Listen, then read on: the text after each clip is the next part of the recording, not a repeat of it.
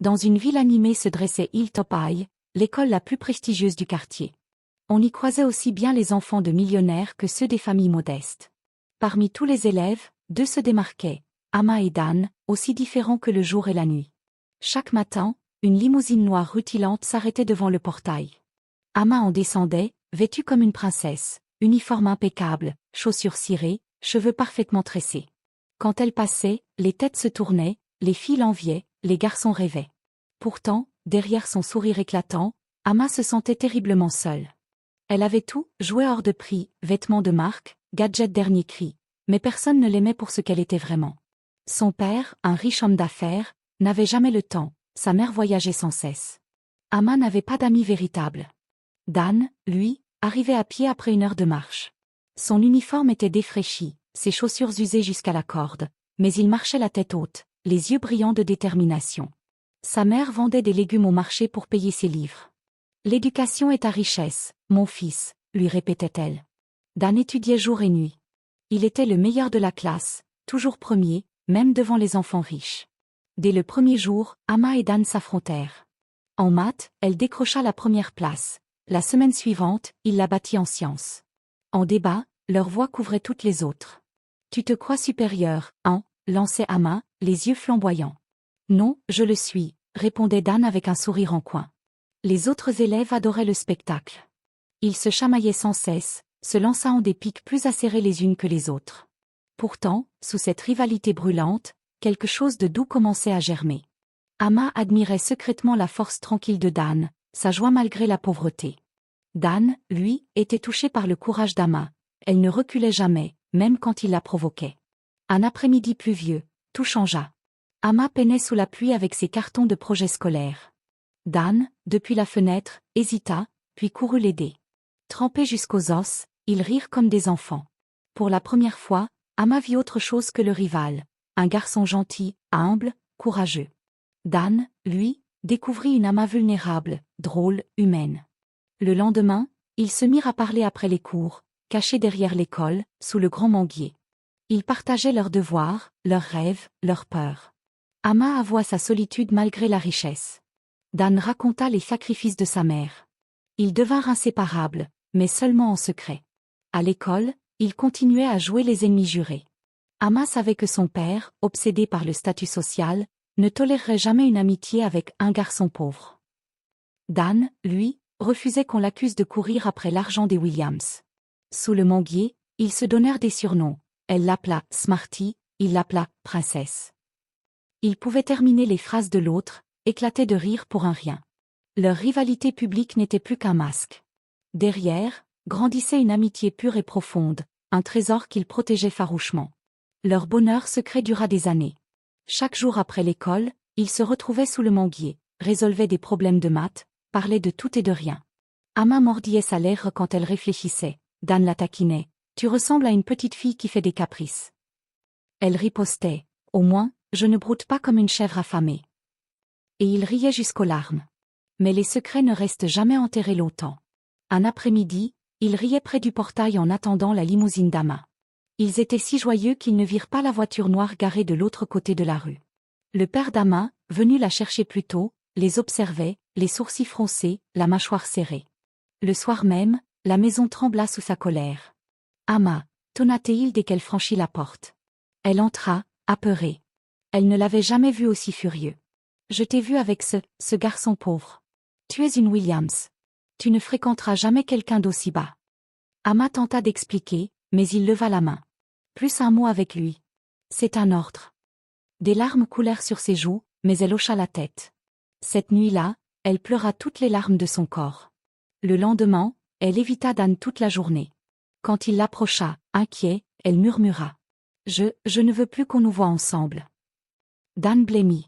Il tourna les talons, le cœur brisé. Mais Amma ne pouvait pas le perdre. Après les cours, elle le retrouva sous le manguier. « Pardon, Smarty. Mon père nous a vus. Il m'interdit de te parler.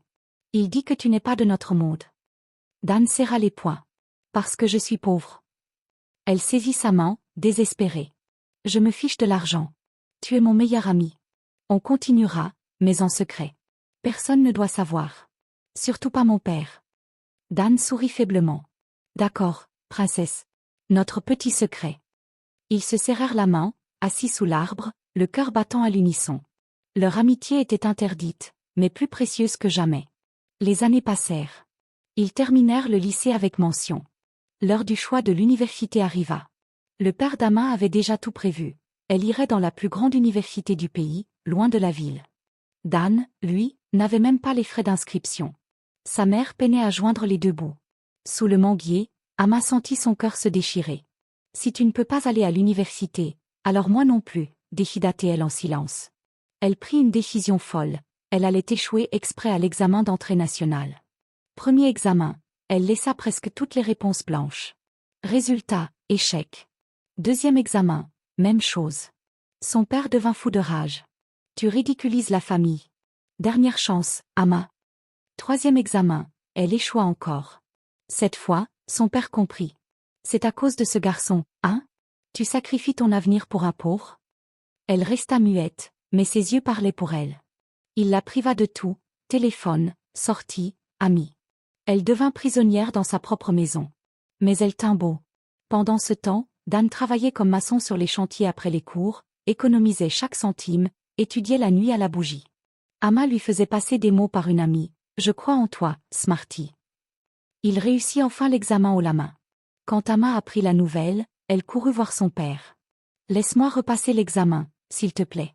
Je veux te rendre fier. » Il accepta, méfiant. Cette fois, elle répondit à tout parfaitement. Elle fut admise, dans la même université que Dan. Mais quand son père découvrit que Dan y serait aussi, il explosa. « Hors de question. Tu n'iras pas avec ce moins que rien. » Pour la première fois, Ama tint tête. « J'irai, papa. Tu ne peux pas m'en empêcher. » Elle n'était plus une petite fille. Elle était prête à choisir son propre chemin. Enfin libre, Ama et Dan entrèrent à l'université ensemble. Plus de secrets, plus de regards désapprobateurs. Ama imaginait déjà des journées entières à étudier côte à côte, à rire, à se tenir la main sans peur. Mais très vite, Dan changea. Il arrêtait de l'attendre après les cours. Il évitait la cafétéria quand elle y était. Ses réponses devenaient courtes, froides. Ama ne comprenait pas. Un soir, elle le coinça dans le jardin du campus. « Pourquoi tu m'évites, Dan? On a tout sacrifié pour être ici ensemble. » Il baissa les yeux. « Regarde autour de toi, Ama. Tu es riche, belle, brillante. Moi, je suis juste le pauvre boursier. Les gens jasent. Ils disent que je suis avec toi pour ton argent. Parfois, je commence à le croire. » Des larmes montèrent aux yeux d'Ama. « Je me fiche de ce que disent les gens. Je t'aime, Dan. » Il se raidit en entendant ces mots. « Le monde s'en fiche, Ama. Ton père avait peut-être raison, je ne suis pas assez bien pour toi. » Il partit, la laissant seule sous les étoiles. Dan souffrait. Il aimait Ama plus que tout, mais la honte et la peur le rongeaient. C'est alors que Sonia entra en scène. Sonia était belle, intelligente, et surtout, jalouse d'Ama depuis toujours. Elle voyait la douleur de Dan et décida d'en profiter. Elle venait souvent le voir, prétendant être une amie inquiète. « Ama finira par t'abandonner, Dan. Sa famille la mariera à un riche. Tu souffres pour rien. » Jour après jour, elle distillait son venin. Dan, vulnérable, commençait à douter.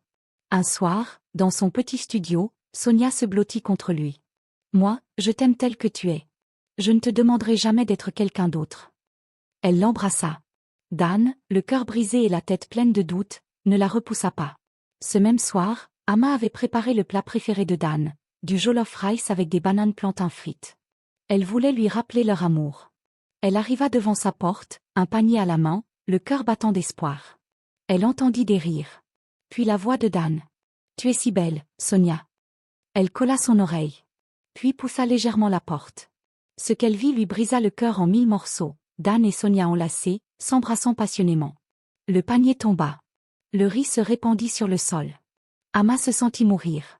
Sans un cri, elle tourna les talons et courut jusqu'au vieux manguier du campus, s'effondra et pleura toutes les larmes de son corps. « Pourquoi m'as-tu trahi? J'ai tout sacrifié pour toi. » Elle resta là des heures, brisée. Dan, lui, se haïssait déjà. Mais Sonia le tenait maintenant dans ses filets. Ama rentra, s'enferma dans sa chambre pendant des jours. Elle ne mangeait plus, ne dormait plus. Puis un matin, elle se regarda dans le miroir, les yeux gonflés. « Assez. S'il peut me trahir, alors l'amour ne vaut rien. » Elle se jura de ne plus jamais aimer. Elle devint la meilleure étudiante de l'université, froide, distante, brillante. Mais son cœur était mort. Les années passèrent. Amma devint une jeune femme d'une beauté éclatante et d'une intelligence rare. Ses parents, fiers de ses diplômes, commencèrent à lui présenter des prétendants. Il est temps de te marier, ma fille. Amma n'avait plus foi en l'amour, mais elle voulait leur faire plaisir. Premier mariage, Chidi, riche, beau, charmeur, au début. Très vite, il montra son vrai visage, infidélités affichées, mépris, puis violence. Une nuit, il la gifla devant sa maîtresse. Amma demanda le divorce. Ses parents furent furieux. Tu nous fais honte. Une Williams ne divorce pas. Deuxième mariage, Desmond, puissant homme d'affaires. Il l'isola totalement, la traitait comme un objet. Nouveau divorce. Troisième, quatrième, cinquième mariage, tous des désastres. Un joueur qui dilapida sa fortune, un coureur de jupons, un alcoolique violent. À chaque fois, Amma revenait chez ses parents, le corps et l'âme meurtris. À chaque fois, on la remariait plus vite, comme si son bonheur n'avait aucune importance. Elle devint une femme riche, magnifique, mais brisée. Elle souriait en public, cachait ses bleus sous du maquillage, pleurait seule la nuit. Un soir, après le 5e divorce, elle murmura dans le noir. J'aurais dû me battre pour Dan. Lui seul m'aimait vraiment. Elle osa supplier ses parents. Laissez-moi retourner vers Dan. Je l'aime encore. Son père explosa. Jamais. Nous ne fréquenterons pas la pauvreté. Amma baissa la tête. Elle était prisonnière de l'or et de l'orgueil familial. Elle vécut ainsi, seule au milieu du luxe, belle coquille vide. Jusqu'au jour où tout bascula. Un matin, sa mère s'effondra, victime d'une maladie mystérieuse. Les meilleurs hôpitaux du pays furent impuissants. Les médecins haussaient les épaules. Un infirmier murmura. Il y a un spécialiste dans la ville voisine. On dit qu'il fait des miracles. Le père d'Amma, désespéré, accepta immédiatement. Ils arrivèrent dans un hôpital moderne, immaculé. L'infirmière annonça. « Docteur Dan va vous recevoir. » Le cœur d'Amma s'arrêta. La porte s'ouvrit. Un homme en blouse blanche se retourna. C'était lui. Dan. Plus mûr, plus posé, mais toujours le même regard doux. Il les reconnut instantanément. Son visage resta de marbre. « Bonjour. Que puis-je pour vous ?» Le père d'Amma devint blanc comme un linge. « Dan, je ne savais pas que... » Dan le coupa, glacial. « Parlez-moi de l'état de santé de madame. » L'homme qui avait autrefois méprisé Dan, l'avait traité de « pauvre misérable », se tenait maintenant devant lui, implorant son aide pour sauver sa femme. Le silence était lourd. Le père d'Amma, si fier autrefois, baissa la tête. « Je vous en supplie, sauvez ma femme. Nous avons tout essayé. » Dan resta calme, professionnel.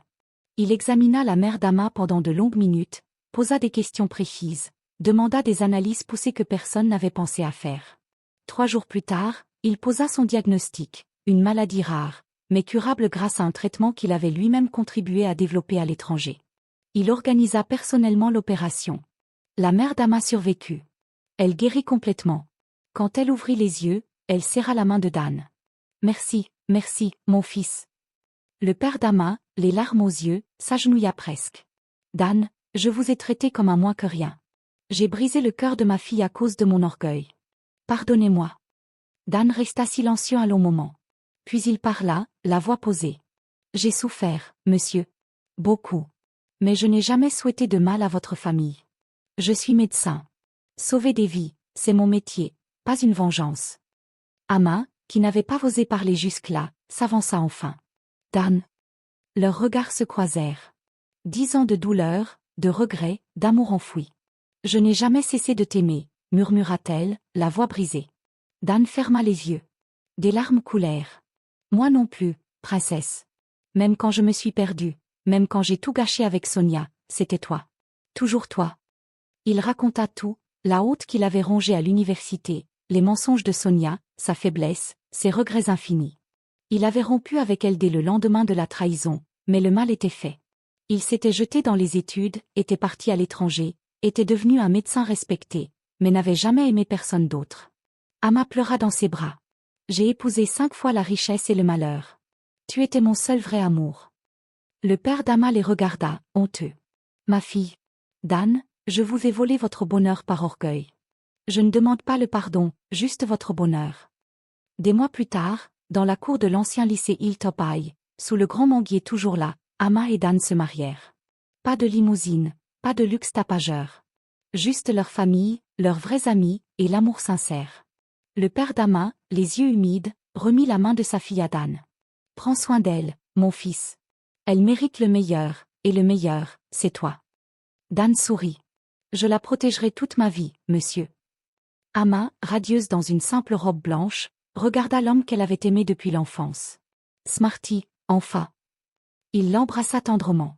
Princesse, pour toujours. Et sous le manguier qui avait gardé tous leurs secrets, ils promirent de ne plus jamais se quitter.